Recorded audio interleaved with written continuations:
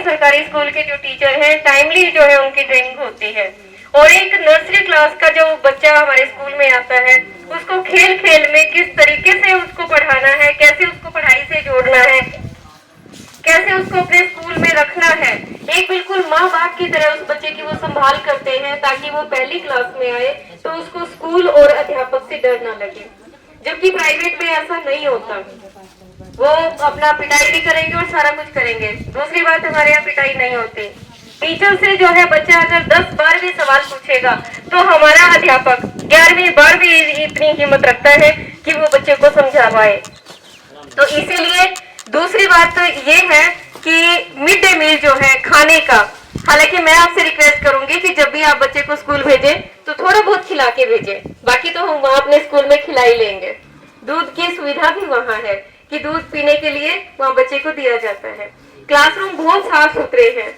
जैसे private school में TV के ऊपर बच्चे को पढ़ाया जाता है, एलईडी लगी हुई होती है, आप कभी हमारे स्कूल में आइए, विजिट करें, आप खुद देखेंगे कि हमारे हर एक स्कूल में, चाहे वो सीनियर सेकेंडरी है और चाहे प्राइमरी या मिडिल, वहाँ पे एलईडी लगी हुई है। बच्चों को खेल खेल के माध्यम से वहाँ पे सिखाया जाता है, एक्टिविटीज करवाई जाती है।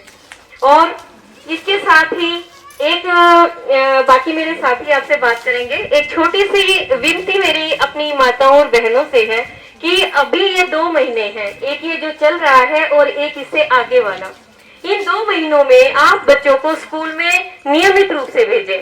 आप ये ना सोचे कि रिजल्ट आ गया है और बच्चा अगली क्लास में हो गया है और कोई बात नहीं, अब जो है जिम्मेदारी खत्म, अब अपना आराम से कभी मासी कभी मामी के घर जाएंगे।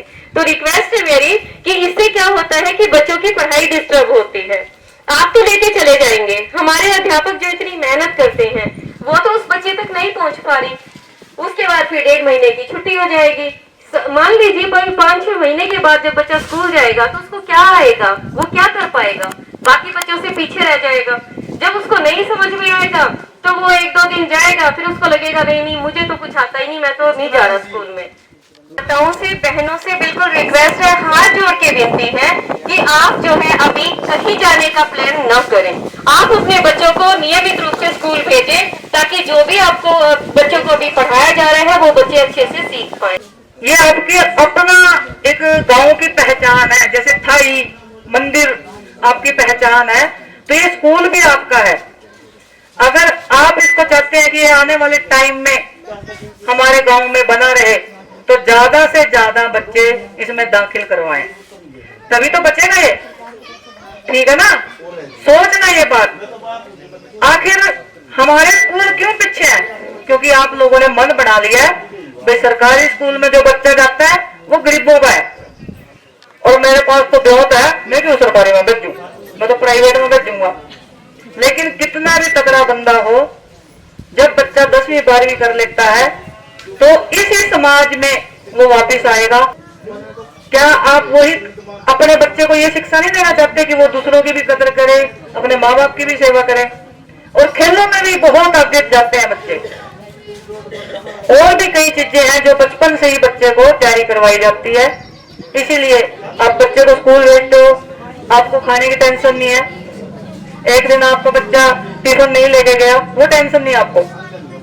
दूसरी, जो दूसरे प्राइवेट स्कूल में बच्चे जाते हैं उनकी अलग अलग लिस्ट आती है, आज खाने में ये भेजो, आज खाने में ये भेजो, ऐसे ऐसे नाम बता देते हैं जो हमें पता भी नहीं होता गाँव में।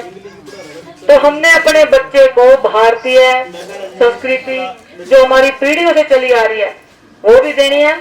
और इस गांव के स्कूल को अच्छे से अच्छा कौन बनाएगा? सरकार सुविधाएं दे रही है, लेकिन अगर बच्चे नहीं होंगे तो हम क्या कर सकते हैं?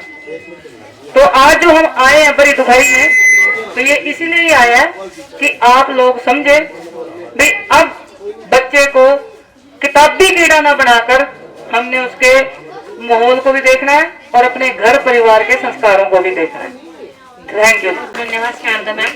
अब मैं आपको बताना चाहूंगी कि सरकारी विद्यालयों में जो हमारी गुणवत्ता पर पढ़ाई होती है उसका क्या असर बच्चों के ऊपर क्या असर है। सबसे पहले तो जब बच्चे बुनियाद के पेपर क्लियर कर लेते हैं, बुनियाद एग्जाम, ये बुनियाद एग्जाम लेवल 1, लेवल 2 और लेवल 3, जब ये पार कर लेते हैं, तीनों पास कर लेते हैं और सुपर 100 एग्जाम होता है वो पास कर लेते हैं, फिर बच्चों का हमारे स्कूल सर अपने डिस्ट्रिक्ट में, कुरुक्षेत्र डिस्ट्रिक्ट में सेंटर बनाए हुए हैं जहाँ पे NIT IIT की कोचिंग दी जाती है, और उस पे जो बच्चे पेपर पास करते हैं उनका कोई खर्चा नहीं आता, ये सब सरकारी रहती है। तो जहाँ पर लाखों रुपए आपके बचते हैं, तो ये सभी सुविधाएं हमें सरकारी स्कूल में मिल रही है। इसलिए मैं सभी अभिभावकों से कहना चाहूंगी कि अपने बच्चों का दाखिला सरकारी विद्यालय में अवश्य कराएं और इनकी जो हमें सुविधाएं मिल रही हैं, मूलभूत सुविधाओं का लाभ उठाएं। धन्यवाद। बदल रहे हैं सरकारी स्कूल? आओ बदलाव का हिस्सा बने। चलो सरकारी स्कूल चलें।